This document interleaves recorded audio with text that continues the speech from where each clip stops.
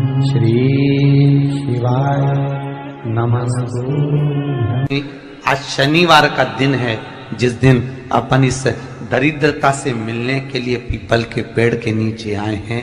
हिंदू धर्म में ये दिन पीपल के वृक्ष के लिए पूजनीय होगा। जो भी शनिवार के दिन पीपल के वृक्ष की पूजन करेगा, दूध चढ़ाएगा या मिष्ठान का भोग लगाएगा, लक्ष्मी और नारायण उसके घर में प्रवेश कर जाएगा। लक्ष्मी और नारायण उसके घर में प्रवेश करेगा। पुराण की कथा कह रही है कि दुनिया के सारे तीर्थ नहीं जा सकते, पृथ्वी की सारी नदियों में स्नान नहीं कर सकते, पवित्र नदियों में आप स्नान नहीं कर सकते, या किसी भी तीर्थ में जाकर एक रात्रि भी विश्राम नहीं कर सकते, या हमने जिंदगी में कोई दान करा ना करा, कोई पुण्य करा ना करा, कोई सत्कर्म करा ना करा, कोई शास्त्र पढ़ा ना पढ़ा, कोई शास्त्र सुना ना सुना, उसके बाद भी शिव महापुराण की कथा कहती है कि एक दिन में अगर मात्र एक बार भी आप शंकर के शिवालय में प्रवेश कर गए या मंदिर में प्रवेश कर गए तो सारे तीर्थ, सारी नदियां, सारे सरोवर, सारी बावड़ी, सारे तालाब, सारे कुंड के स्नान का पुण्य, दान का पुण्य प्राप्त हो जाता है। केवल शिव तत्व को प्राप्त कर लेने। शिव महापुराण की कथा कह रही है कि घर में जो दिया होता है वो दीपक भी कोई साधारण नहीं होता, उस दीपक की भी महत्वता है, उस दीपक का भी वर्णन है। महाराज एक बात और बहुत अच्छे से सुनिएगा, शायद आपकी जिंदगी को सवार हो, शायद आपके जीवन को सवार हो। मेरी जीजियों, मेरे जीजाओं, मेरी बेटियों, बेटाओं, कभी मौका लगे, शंकर भगवान के शिवलिंग के पास में आप बैठे हैं। यहां तक शास्त्र कहता है कि घर में अगर किसी को बहुत तेज बुखार आ गया है, बहुत तेज बुखार, और बच्चा उस बुखार में तप रहा है, बहुत तप रहा है, महाराज तुम जिस दिए में भगवान की आरती उतारते हो, जिस दिए से तुम भगवान की पूजन करते हो, कभी मौका लगे और आप पूजन करने के लिए गए,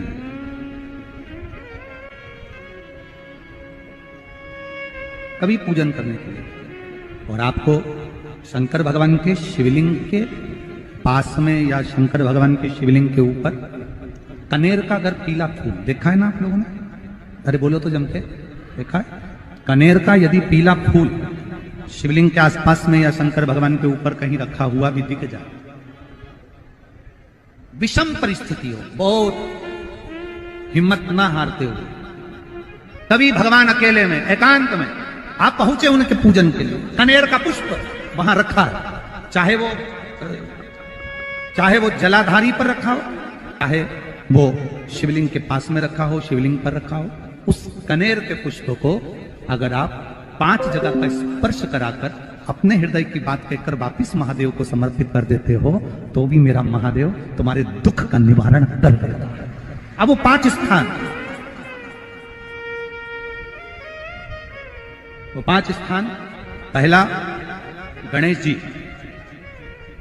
जी का जो स्थान होता है वह जगह, दूसरा षडानंद कार्तिक, तीसरा अशोक सुंदरी वाला, चौथा जलाधारी जो ऊपर से बूंद बूंद जल नीचे गिरा रही है, जया, विषहरा, शामली बारी, दौतली, देव, शंकर जी की 5 बेटियों का, और 5वें नंबर का है शंकर भगवान के, जो कैसे वर्णन किया जाए, त्रिशूल के 3 भाग होते हैं। करें दर्शन आप लोगों ने, ये से सामने त्रिशूल लगा है, इस त्रिशूल के ऊपर देखेंगे तो 3 भाग दिख रहे हैं, नजर आ रहे हैं सबको?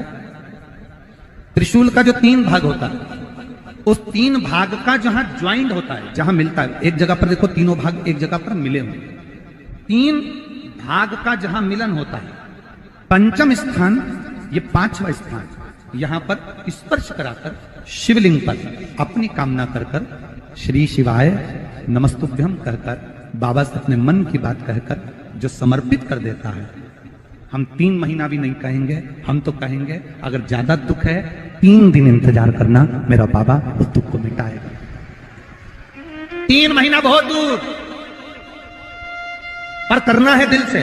और कई तरह के दीपक होते हैं, और दीपक का भी विधान वर्णन किया गया, उस दिए का भी वर्णन किया गया। यहां तक शास्त्र कहता है कि घर में अगर किसी को बहुत तेज बुखार आ गया है, बहुत तेज बुखार, और बच्चा उस बुखार में तप रहा है, बहुत तप रहा है, मारा, तुम जिस दिए में भगवान की आरती उतारते हो, जिस दिए से तुम भगवान की पूजन करते हो, उस दिए की बत्ती को नीचे डाल दीजिए और उस दिए को पानी की बाल्टी में धो दीजिए। कौन सी बाल्टी में? जिस बाल्टी के पानी से आप बच्चे को स्नान करा सको। मारा, केवल भगवान पर से ले जाकर, पास में से ले जाकर उस बाल्टी में थोड़ी देर डाल दो और उस बाल्टी के पानी से उस बच्चे को स्नान करा दीजिए।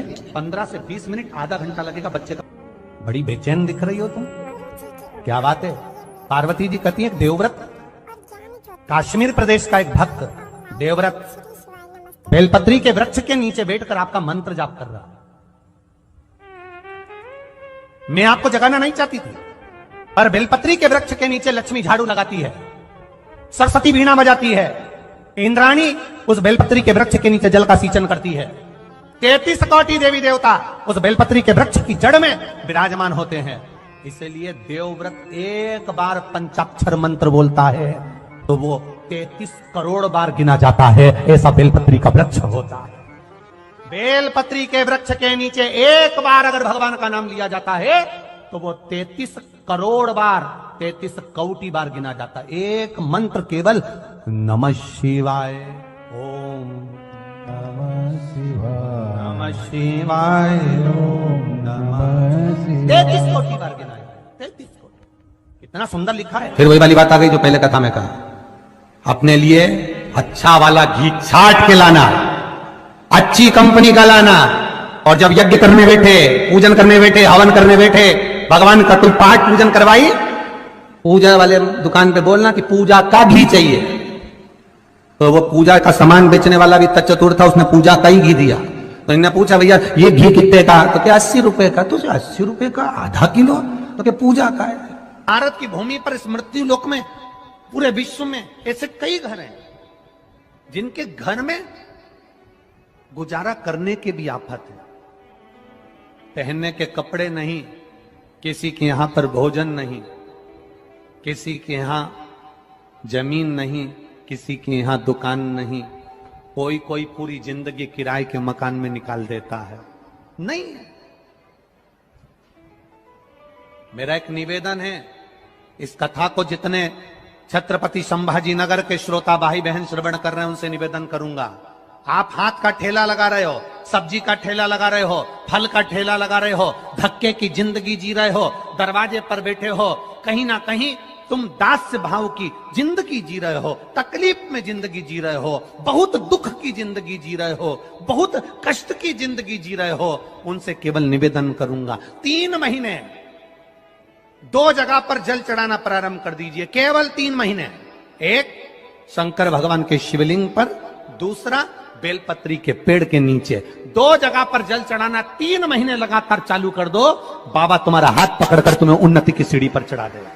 हमें कोई चमत्कार करना नहीं आता, और ना हम कोई तंत्र विद्या या मंत्र विद्या जानते हैं, ना हमारे पास में बेल है, ना हमारे पास में भभूति है, हमारे पास में तो केवल शिव का नाम है। आप श्री शिवाय नमस्तुभ्यम बोलो, ओम नमः शिवाय बोलो, नमः शिवाय बोलो, चाहे महामृत्युंजय मंत्र बोलो, उसका स्मरण करते करते भगवान शंकर के शिवलिंग पर जल, और उसी पात्र में जो जल तुमने शंकर जी को चढ़ाया है उसमें से बचा हुआ थोड़ा सा जल बेलपत्री के पेड़ के नीचे चढ़ाना प्रारंभ कर दो। अलग से बेलपत्री के पेड़ के नीचे चढ़ाने के लिए अलग से लोटा भर के जल जरूरत नहीं पड़ेगी। जो तुमने शिव जी को जल चढ़ाया, जो तुमने देवादिदेव महादेव को जल चढ़ाया, बस उसी पात्र का जल शंकर जी को चढ़ाओ, उसमें से बचा हुआ थोड़ा सा जल बेलपत्री के वृक्ष के नीचे चढ़ाना प्रारंभ करना। कौन सा बेलपत्री का वृक्ष? जिसकी छाया आपके ऊपर आ रही हो। शिव महापुराण बड़ी सुंदर बात कहता है, ध्यान दीजिएगा। जिस बेलपत्री का पौधा तुम्हारे सिर का, और ये दोनों हाथ ऊपर कर लो, अपन खड़े हुए और खड़े होकर दोनों हाथ ऊपर करे, इतना बड़ा बेलपत्री का पौधा है, उस बेलपत्री के पौधे की पत्ती को कभी तोड़कर शंकर जी को नहीं चढ़ाना चाहिए। ध्यान रखना, कितना बड़ा पौधा। आप खड़े हो जाओ और खड़े होने के बाद आपका हाथ ऊंचा कर लेना। इतना बड़ा पौधा है, उस पौधे की पत्ती बेलपत्री को तोड़कर शंकर भगवान को कभी नहीं चढ़ाना। शंकर भगवान को उस बेलपत्री को, उस वृक्ष की पत्ती को तोड़ना चाहिए जो वृक्ष तुम्हारे हाथ से थोड़ा सा ऊंचा हो, जिसके लिए तुम्हें हाथ और ऊंचा करना पड़ रहा हो। जैसे एक बच्चा अपनी मां की गोद में बैठने के लिए दोनों हाथों से उचकता है, आवाज लगाता है, उचकता है, आवाज लगाता है, हाथ ऊपर करता है, तो मां उस बच्चे को गोदी में ले लेती है। उसी तरह उस बेलपत्री के वृक्ष की पत्ती तोड़ना चाहिए जिसने थोड़ी उन्नति कर ली हो, जो थोड़ा ऊंचा हो गया हो। तुम उसको पाने का प्रयास करो तो भगवान भी तुम्हें अपनी गोदी में ले ले। ऐसे वृक्ष की पत्ती तोड़।